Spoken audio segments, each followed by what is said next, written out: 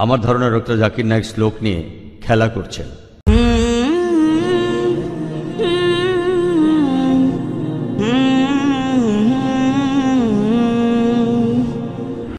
উনি শুধু শ্লোক নিয়ে খেলা করছেন। ইসলাম এই পৃথিবীর মানুষকে ভাগ করেছে দুই ভাগে, একটা হলো মুমিন, আরেকটা হলো কাফের। অবশ্যই আমরা ইসলাম ধর্মের এই কথাগুলো বিশ্বাস করি না, মানতেও পারি না।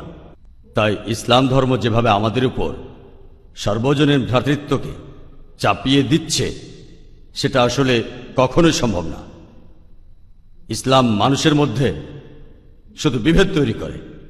তাদের মধ্যেও আছে শিয়া, সুন্নি, এছাড়াও ইসলামে আরো ৭০টা গোত্র আছে। হ্যাঁ, আমি আমার প্রশ্ন করছি, সমস্যা ইসলাম এটা দিতে পারবে না। পৃথিবীতে একমাত্র হিন্দু ধর্মই আমাদের সর্বজনীন ভ্রাতৃত্ব উপহার দিতে পারবে। এক্কাম সত্তা বিপ্র বহুদা ভদান্তি, একটু আগে আপনি বললেন। ইসলাম এটা কোনোভাবেই মানে না। গরু হত্যা করছে, কাফির হত্যা করছে, তাদের সম্পত্তি কেড়ে নিচ্ছে, লুট, নারী নির্যাতন। ইসলামই বলে ভ্রাতৃত্ব, তাহলে কিভাবে আসবে?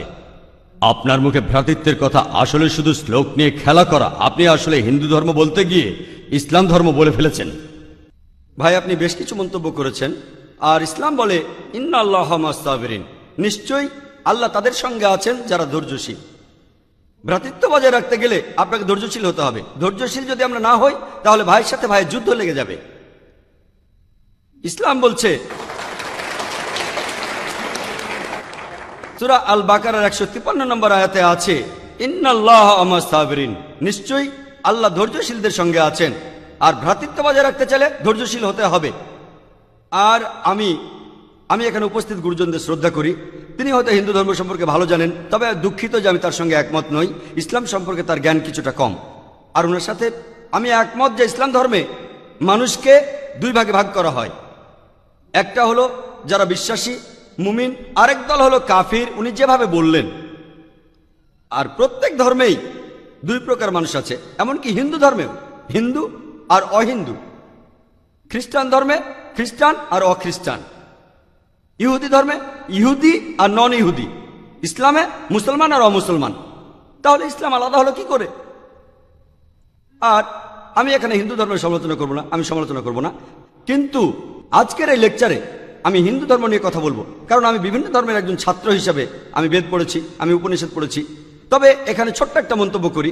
হিন্দু ধর্মগ্রন্থ বেদে আছে যে এই মানুষ জাতি সৃষ্টি হয়েছে সর্বশক্তিমান ঈশ্বরের 4টে অংশ থেকে। তার মাথা থেকে এসেছে ব্রাহ্মণ, বুক থেকে এসেছে ক্ষত্রিয়, আর উরু থেকে বৈশ্যরা ব্যবসায়ী জাত, আর পা থেকে শূদ্ররা বর্ণপ্রথা।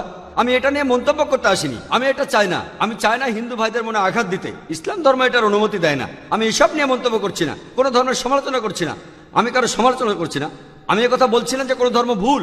তবে আপনি যদি ভালোভাবে বেদ পড়ে থাকেন, আপনি এখানে সবাইকে বলতে পারেন বেদে কথা বলে কিনা যে স্রষ্টার মাথা থেকে ব্রাহ্মণ এসেছে, তার বুক থেকে ক্ষত্রিয়রা এসেছে, উরু থেকে এসেছে বৈশ্যরা ব্যবসায়ী জাত, বিদ্বান গোত্র, যোদ্ধা গোত্র, ব্যবসায়ী গোত্র, শূদ্র।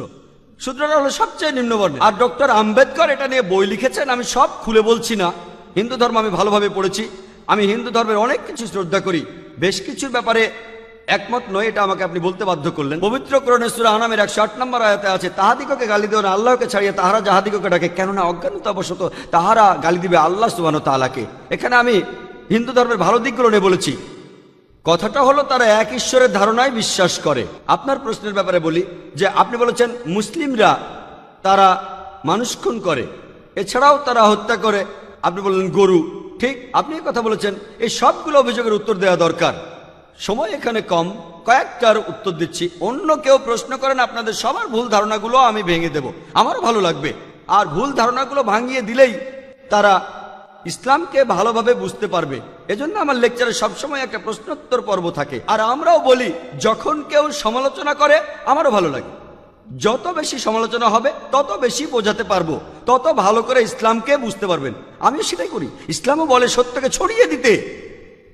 হিকমার সাথে পবিত্র কোরআনে সূরা নেহালের ১২৫ নম্বর আয়াতে আছে, উদু ইলা সাবিলি রাব্বিকা বিল হিকমা ওয়াল মাউযিতিল হাসনা ওয়াজাদিলুম বিল্লাতি আহসান। মানুষকে প্রতিপালকের পথে আহ্বান করো হিকমত আর সদুপদেশ দ্বারা, আর উহাদের সহিত তর্ক করবে সবচেয়ে উত্তম পন্থায়। যখন বলা হয় আমরা আমিষ খেতে পারবো কিনা, গরু ছাগল কোরবানি দেয় ইত্যাদি, আর অনেক অমুসলিমই বলবে মুসলমান আপনারা সবাই নিষ্ঠুর মানুষ, প্রাণী হত্যা করেন। ভাই আপনাদের আমি বলি, একজন মুসলমান খুব ভালো মুসলমান হতে পারে, এমনকি যদি সে পুরোপুরি ভেজিটেরিয়ান হয়।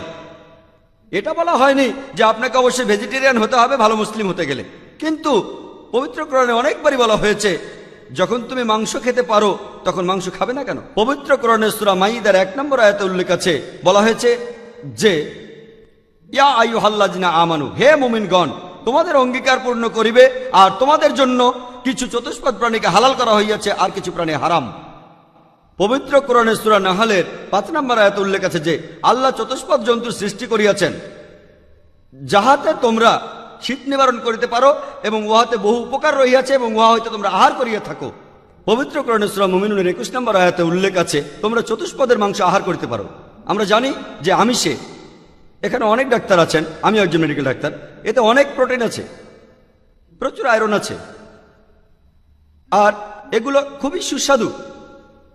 আর এইসব আমিষ জাতীয় খাবারে আপনি যে প্রোটিন পাবেন, এই পরিমাণ প্রোটিন আর কোথাও পাবেন না, আপনি পাবেন না।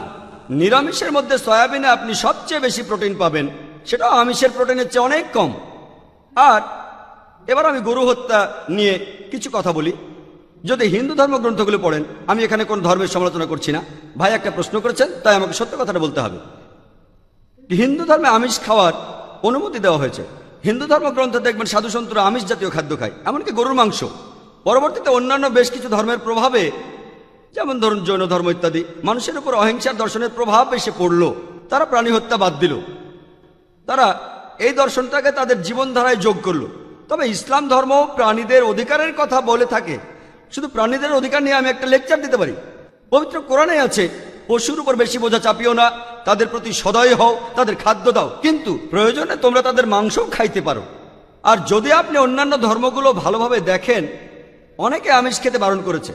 এই দর্শনের ভিত্তিটা হলো এই যে আপনি প্রাণী হত্যা করবেন না, কারণ তাদের জীবন আছে, সে কারণে আমিষ খাওয়াটা অন্যায়। আমি এর সাথে একমত। যদি কোনো মানুষের পৃথিবীতে মানুষ হত্যা না করে থাকে, সেখানে আমিই থাকবো সবার উপরে। সর্বজনীন ভ্রাতৃত্ব হিন্দু ধর্মে আছে যে সব প্রাণী আপনার ভাই। প্রত্যেক প্রাণী হোক সে সাপ, পাখি অথবা পতঙ্গ। আমি আপনাদের একটা প্রশ্ন করছি যে কোন মানুষটা হাজার হাজার ভাইকে না মেরেও 5 মিনিটের জন্য বেঁচে থাকতে পারে?